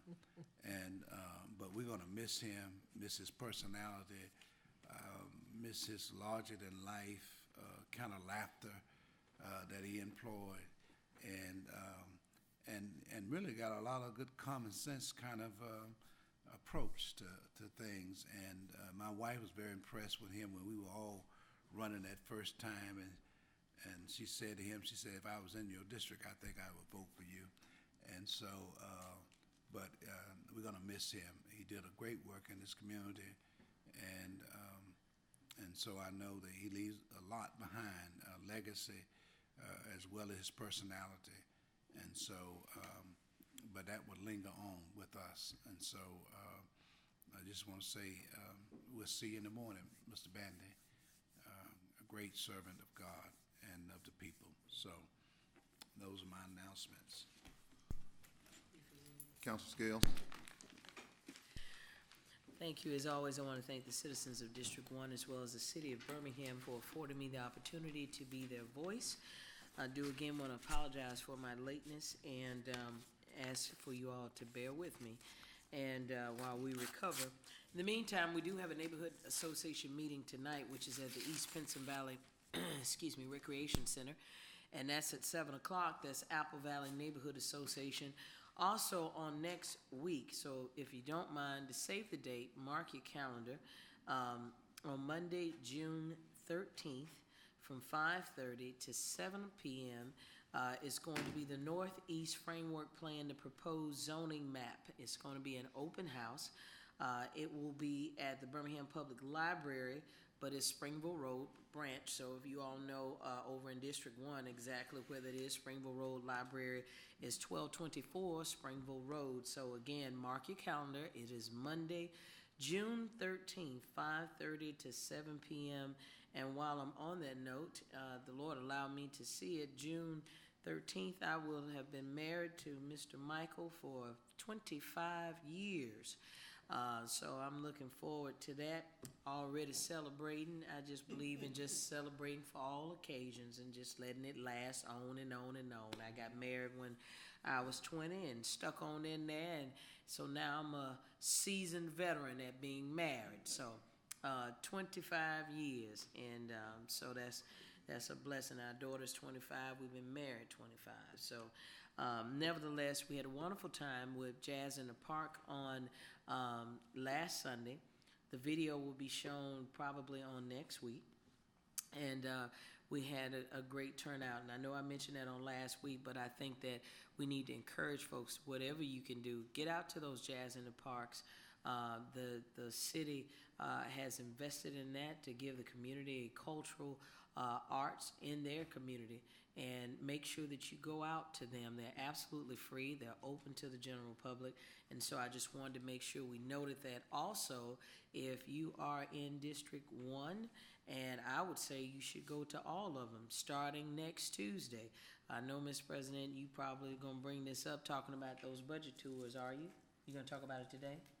Okay, so then I'll just stick to the one that's in District 1 on Thursday, June 16th at Parkway Christian Academy. We're asking for everyone to come on out to Parkway Christian, and you want to learn about the city's operational budget, general fund budget is what we call it, as well as the capital. This is an opportunity for you to be empowered and learn and know how your tax dollars are being appropriated, meaning how your tax dollars are being spent on your behalf. you need more information, please feel free to call my office, and that's 254-2349. Again, congratulations to the Steel City Jazz Festival. And the ladies have already made their request known before us today for the gospel music workshop. So I think it's some great things that are happening here in the city, Mr. Birmingham, Mr. President. And well, he know I got another little situation on my mind, but Mr. President, and I thank everybody for doing business with the city, because they don't have to. I do have one question, Mr. President, that I'd like to pose too, actually for Mr. Patton. One, I received a call on yesterday. I don't know if it was worked out, but Mr. Patton, there is a question, and truly, probably because I'm a business owner here and paying taxes to the city that I represent, wouldn't be able to vote on it, but I do want to share my concern about if you do business in the city and the city expects for you to pay taxes not only for the city that you are doing business in, i.e. if I were to go to Mobile, Alabama, and I'm using myself, but probably for ethical purposes, don't let me use myself. If Tom Barnett is doing business over in Mobile and he has to pay the city of Mobile, then he has to come back and pay the city of Birmingham taxes on the business he did in Mobile and pay Mobile taxes. Is that correct? And I wanted to be on the record, because shaking ain't going to help me out, but I need you, Mr. Patton, to direct someone to address that, because that's happening not only to myself, but that's happening to some folk, and there have been some long-standing business owners. They are having problems with folk trying to audit and collect taxes on behalf of the city, and these folk are going renegade, and they're making you pay double taxes when you shouldn't be paying double taxes. So, Mr. Patton, do you mind explaining that? And my second one is, has anyone been assigned, once and for all, Mr. Patton, to this contract with Rev Birmingham? Has Mr. Bentley assigned someone to get on that, Mr. Patton? Let me answer them in the order that you gave them. The first answer is no. The second one is, has somebody been assigned? The answer is yes. Are we going to hear from who's been assigned? I spoke with you on probably Thursday, in the presence of about 4 attorneys. I assured you that your matter would be addressed, would be assigned and addressed, Ms. Scales. Okay, but that's not telling me who's been assigned, though, Mr. Patton, so that maybe perhaps I would know who to anticipate an email or some kind of correspondence from. Mr. Bentley, do you recall who the assignment was? Tracy Roberts, Attorney Roberts, Ms. Scales. Okay, well, I hope Mr. Roberts don't be too hard on me. We know that he can put down the Bigfoot, so just Mr. Roberts don't be too hard on me, and you know, just huh? No, I'm gonna work with whoever you assign. I'm scared of Mr. Roberts myself. I just don't want him to put down the Bigfoot. You know, he know 1,000 laws for one contract. But nevertheless, Mr. Patton, so I know you said no, but can you let Mr. Barnett expound on that a little bit? Because I'm telling you, businesses are talking about leaving here. And one of them was very specific yesterday, and they've been in Birmingham, I know, probably for more than 40 years, and they actually, because they're a wholesaler, the restaurants that are in Birmingham, they buy their food product from this particular wholesaler. And so if that's not the case, I'd like to know, because I got a little mean letter myself, and I had to call in and say, is this the way y'all talk to folk? Because I need to shut my business down out of Birmingham and go somewhere else. So, Mr. Patton, can Mr. Barnett say then how does that actually work? Because that's not what the Revenue Department is telling folk. Mr. Barnett, would you please explain that to Councilor Scales? And you're so kind, Mr. Patton. I like it when you work with me. Collaborative, cooperative. You're so kind. Yes, ma'am. The revenues from business conducted outside of the city is not part of the gross revenues and business licenses. But the case you're talking about, we're working on that because there is some misinformation floating around, so we're working on that. And we've gotten in touch with the taxpayer and are working to get all of the facts together before we can resolve. So let me ask you this, Mr. Barnett, because I could barely hear you, and I know you don't talk as loudly as I do, and that's because of your warm demeanor.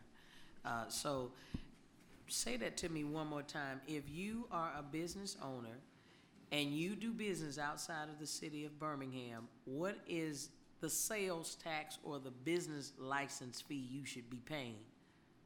Okay, we don't mix the sales and business license, so we just talk after the meeting and I can go into detail. But once you do that, for the record, because I want you to educate the public. Okay, if the service is conducted outside of the city, it is not considered gross revenues for business license. It's not considered gross revenue. Right. Oh, I've been paying money for nothing. Okay, and what else is the other? So Sorry? what about the business license? If you're doing business outside the city of Birmingham, that has nothing to do with the gross business license for Birmingham. Is that right? Right, if the work is performed outside the city. Bless your heart. You such a blessing. Thank you, Mr. President. I'm sure this gonna be a blessing for some other folk. And Mr. Barnett, if Mr. Patton, if you don't mind, if I could get that in writing, every time someone calls, then I can be able to share that with them instead of them being irate. Maybe we can pass that information along so that people want to continue to do business with the city of Birmingham. Thank you, Mr. President. Thank you. My announcements. Forest Park South Avondale meets Tuesday, June 7th from 6:30 to 7:30. That's tonight.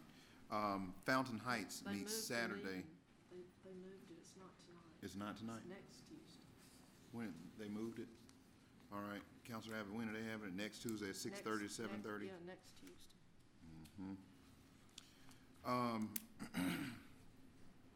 Fountain Heights meets Saturday, June 11th from 10 to 11 at Fountain Heights Rec. Smithfield meets Sunday, June the 12th from 4 to 5 at Ephesus Seventh-day Adventist Church, Gate City. The 13th, Monday, 6 to 7 at Mount Moriah Missionary Baptist Church in Oak Ridge Park, Monday, June 13th from 7 to 8 at New Community Baptist Church.